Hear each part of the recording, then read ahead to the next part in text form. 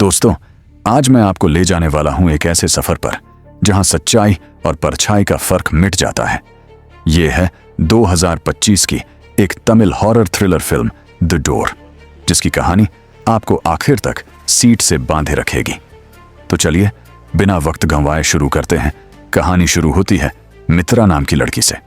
उसका परिवार बिल्कुल सामान्य था। पिता वकील थे, माँ और बहन घर पर। लेकिन एक घटना ने सब कुछ बदल दिया। उस रात मित्रा साइट पर काम कर रही थी, तभी उसके पिता ने फोन किया। बार बार कॉल आते रहे मगर उसने रिसीव नहीं किया और अगले ही पल खबर आई, पिता का भयानक एक्सीडेंट हो गया। मित्रा ने जब लाश देखी तो चौंक गई। उनके हाथ पर बर्फ जमी थी और चेहरे पर अजीब डर, जैसे मौत से पहले उन्होंने कुछ ऐसा देखा था जो इंसानी समझ से बाहर है। कुछ महीनों बाद भी मित्रा इस हादसे से बाहर नहीं निकल पाती। रातों को सपनों में उसे अपने पिता दिखते हैं। वो जंगल में खड़े कुछ कहना चाहते हैं लेकिन बोल नहीं पाते। उसकी माँ और बहन उसे बार बार समझाती हैं कि जिंदगी आगे बढ़ाओ, लेकिन मित्रा को लगता है कि यह मौत सामान्य नहीं थी। और सबसे बड़ा गिल्ट, अगर उसने फोन उठा लिया होता तो शायद पिता बच जाते। इधर जिस प्रोजेक्ट पर मित्रा काम करती थी वहां अजीब घटनाएं होने लगीं।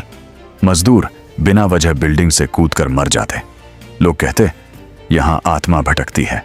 मित्रा नौकरी छोड़ देती है, लेकिन उसका बॉस उसे दोबारा बुला लेता है और एक नए शहर की साइट पर भेज देता है। कोहली नाम का आदमी उसे रूम दिलाता है जहां पहले से एक लड़की रहती है, मारिया। मारिया बहुत अजीब है, चुपचाप, गुस्सैल और लोगों से दूर। पहली ही रात मित्रा नोटिस करती है कि घर में कुछ गड़बड़ है। शीशे में परछाई, लाइट्स का टिमटिमाना और बाहर का गार्ड तक कहता है, मैडम ये घर ठीक नहीं, यहां लोग मरते रहे हैं। धीरे धीरे मारिया और मित्रा दोस्त बन जाती हैं। लेकिन एक रात मारिया अचानक नींद में बेकाबू होकर कबर्ड पर सिर मारने लगती है। सुबह माथे पर चोट होती है। डॉक्टर कहता है स्लीपिंग प्रॉब्लम, लेकिन मित्रा समझ जाती है कि मामला कुछ और है। एक रात उसे कमरे में एक औरत और छोटी बच्ची का भूत दिखता है। अब उसे यकीन हो जाता है ये घर आत्माओं से भरा है। मित्रा अपनी दोस्त शालिनी से सब बताती है। शालिनी अपने बॉयफ्रेंड विश्वा को बुलाती है। विश्वा थोड़ा पैरानॉर्मल रिसर्चर है। घर चेक करने पर उसे भी कुछ अजीब महसूस होता है।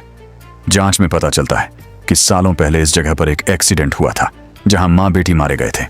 धीरे धीरे कहानी खुलती है। यह जमीन कभी 3 भाइयों की थी, लेकिन उससे भी पहले यहाँ एक विधवा और उसकी बच्ची रहती थी। राम नाम का आदमी पहले उनका भरोसा जीतता है, फिर 3 भाइयों के साथ मिलकर प्रॉपर्टी हड़पने की साजिश करता है। नतीजा, माँ बेटी की दर्दनाक मौत। तीनों भाई बाद में रहस्यमय तरीके से मारे गए। जांच करते करते विश्वा को एक चौंकाने वाली बात मिलती है। जब जमीन का ट्रांसफर हुआ था, उसके गवाह के तौर पर साइन किसी और ने नहीं बल्कि मित्रा के पिता ने किए थे। यानी उसके डैड ने अनजाने में सही या गलत उस जुल्म को वैध बना दिया था। और अब वही आत्मा बदले में पूरे परिवार को निशाना बना रही है। अब सबकी नजर राम पर जाती है, वही जिसने सबसे बड़ा धोखा किया। काफी खोजबीन के बाद उन्हें एक आदमी मिलता है, जॉर्ज, जो राम के बारे में बताता है। लेकिन सच सामने आता है, जॉर्ज ही राम है। उसने सालों से पहचान बदलकर जीना शुरू किया था। राम भागने की कोशिश करता है, लेकिन आत्मा अब रुकने वाली नहीं।